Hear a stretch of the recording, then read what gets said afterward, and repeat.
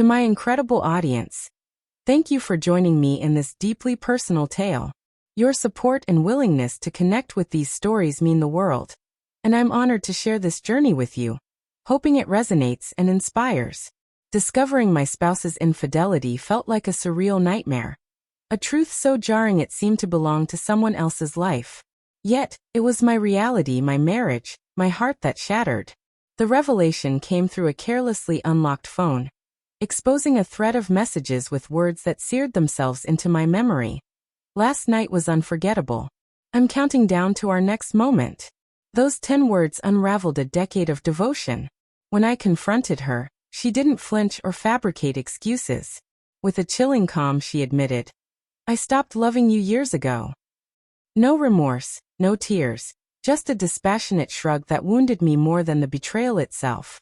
That night, I grabbed my keys and left, seeking refuge in the only place that didn't suffocate me, my office. Initially, I convinced myself this was a fleeting escape, a night or two at most. But the office, with its sterile desk, orderly spreadsheets, and silent inbox, became my sanctuary. Unlike my home, it didn't deceive or wound me. My late-night vigils didn't go unnoticed. My boss, Clara, a poised woman in her mid-40s who commanded every space with effortless authority, caught on quickly. One evening, long after the office had emptied, she paused by my desk. "Are you setting up camp here for good?" she teased, though her gaze held a quiet concern. I managed a weak smile, mumbling about catching up on work. She folded her arms, tilting her head slightly. "Don't feed me that line. You've been burning the midnight oil all week. What's keeping you in this lifeless place when you could be home?" Her words struck a raw nerve. I wanted to confess that home no longer felt like a haven, but instead, I stared at my monitor and muttered, "It's messy." She didn't pry. "All right," she said softly. "But messy can eat away at you if you let it. Don't let it consume you."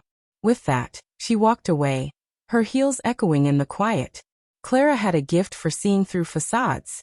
A few nights later, she returned, this time with 2 steaming mugs of coffee. Placing one before me, she said, "You're not fooling me. Either spill what's going on, or we'll sit here in silence with this coffee." Her directness broke through my defenses, and the truth spilled out, not in a rush but in fragments. I told her about the damning texts, the betrayal, the hollow ache I carried like a shadow. She listened, unflinching, without a trace of pity. When I finished, she leaned back, her voice steady but kind. "She's the one who lost something here. You're stronger than you realize." For the first time in weeks, I felt visible, not as a broken man, not as a discarded partner, but as someone with value. That conversation shifted something in me. Clara made it her mission to keep me from sinking into isolation. Some nights, we'd share coffee in her office, talking about anything but my pain. Other times, she'd bring along her assistant, Jenna, a vibrant young woman whose infectious laughter could brighten any room. The 3 of us would gather in Clara's office, ordering takeout and swapping stories that had nothing to do with deadlines or data. Slowly, I began to find my breath again. It wasn't about romance, not yet. It was about survival, about having people who refused to let me fade into despair. But human connection has a way of weaving its own magic. The more time I spent with Clara and Jenna, the less the office felt like a cold workplace, and more like a space where I was piecing myself back together. One evening, after Jenna had gone home, I lingered in Clara's office. The city's lights glimmered through the windows, casting a warm glow across her desk.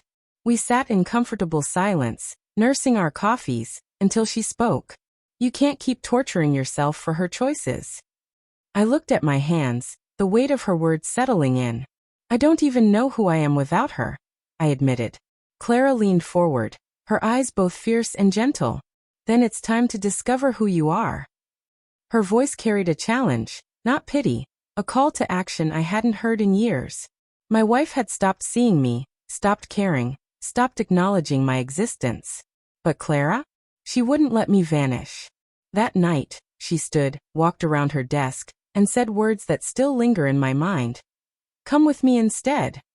She wasn't proposing an affair. She was offering a lifeline, urging me not to waste another moment in the shadow of someone else's betrayal. So I followed her. We left the office, stepping into the crisp night air, wandering the city's quiet streets. We talked about everything, dreams, fears, the mundane and the profound, and nothing at all. For the first time since my world imploded, I felt untethered from her betrayal. I was more than the man who'd been deceived. Months passed.